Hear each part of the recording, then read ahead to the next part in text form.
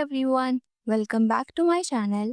Today we are starting with a new project where we will build an e-commerce app like Amazon from scratch using Jetpack Compose. This is a beginner-friendly e-commerce app where we will learn how to create a clean product listing screen, smooth navigation between screens, add to cart logic, product search, a beautiful UI using Compose, and most importantly, the core logic behind how an e-commerce app actually works. See, an e-commerce app is not a simple app.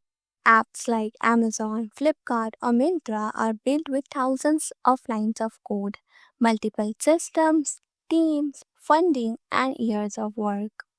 You won't find a production level app in a YouTube tutorial, but what you can find is a strong foundation to start with, right? Now, let me show you the demo.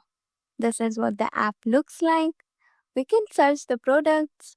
We have an offer carousel, categories, and the respective products in it. We also have the best-selling items. Nice. Here in the search screen, we can search for any product, let's say a watch. Here it is. Let me add it to the cart. Perfect. How about a pair of jeans? Let's add it too. Now go to the cart. We have our items with a total value. Let's add one more watch. The total has increased. Okay, I'll click on Pay Now. Payment is processing. And there you go. Order placed successfully. Continue shopping. Then lastly, we have a profile screen with menu options. And that's it. Isn't that perfect? As I mentioned, this is a basic e-commerce app. And even to build this basic version, we are breaking it down into 5 parts. So imagine how complex a production level app will be. The menu options and payment act as a dummy now. But don't worry, this is not the end version. I'll make sure to extend this app in future by adding advanced features like connecting product listing using a database or API, adding a user login, integrating payment gateway like Razorpay, and making these menu options fully functional with real features.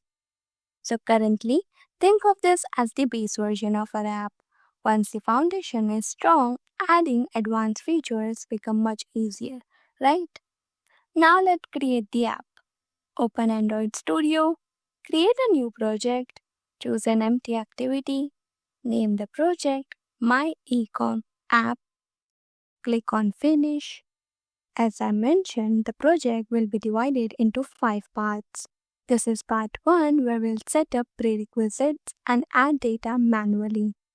The first step is to add dependencies in Gradle.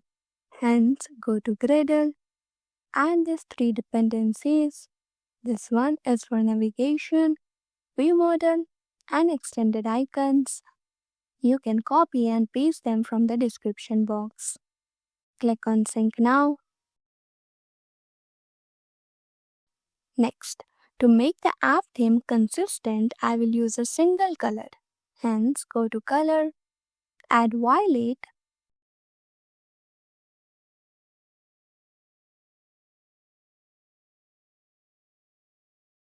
whose value is 0xFF7B1FA2.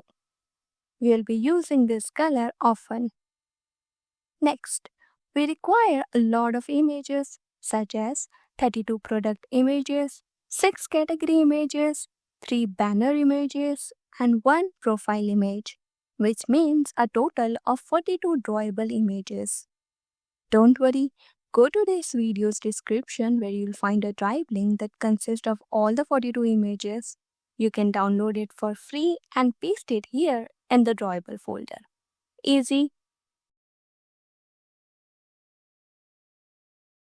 Now next, we will create a structure for our product, like how I want my product to be displayed. Basically like a blueprint for every item in your app. So for that, first create a package to keep our files segregated. Inside the data package, create a data class product. This product data class describes the product structure. Each time a product is displayed, this class defines what a product looks like. The product structure consists of the product ID uniquely identifies each item whose data type is int. Product name stores the item name shown to the user, while product price stores the cost of the product. Product image holds a drawable image for the product. Finally, product category helps group products for searching or showing category-wise listing. Simple. See, in an e-commerce app, we don't have just one product. We have multiple products, all following the same pattern: an image, name, and a price. Now, some fields like ID and category are mainly for the backend or internal logic, but the overall structure stays the same. So the big question is, am I going to write the same structure again and again for every single product? Absolutely not. That will be repetitive, messy, and hard to maintain.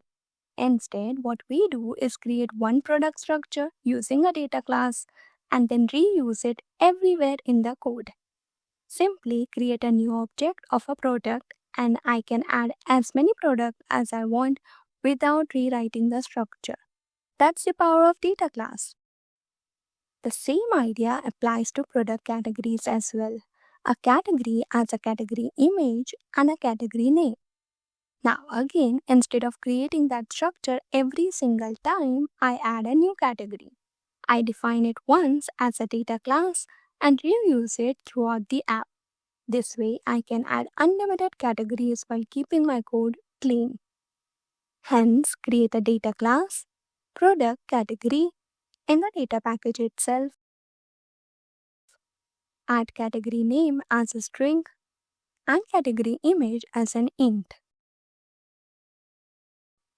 Also, do not forget to add category ID as an int to assign unique value to each category. Next, we have one more structure to define, and that is the CartProduct structure, which basically consists of the product with its image, name, and price. Also, the CartProduct structure will consist of quantity value, right? Again, why are we creating a structure for it? Because there can be multiple products in the cart. Hence, we give one structure and use it multiple times for multiple products in the cart. Simple. So create a new data class, CartProduct, in the data package. This CartProduct data class represents a product inside the cart.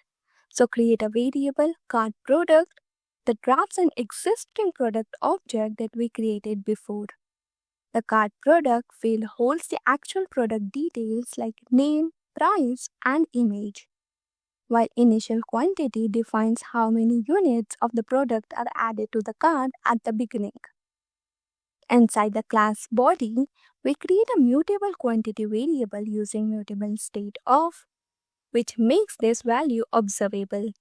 This means whenever the quantity changes, like when the user increases or decreases item in the cart, the UI automatically recomposes and updates the quantity without any manual refresh. Do not forget to add imports for it. Lastly, we will add our product data manually. In professional apps, we add this data via database or APIs. In the advanced series, we will do that. But for now, let's keep it simple and create an object, product data. Create a variable categories that consists a list of all the product categories using our product category data class which we created before. See, product category. First is the ID, that is 1. The order matters, okay? Second is the category name, that is clothing. And third is the category image, which I'll extract from the drawable cloth category. .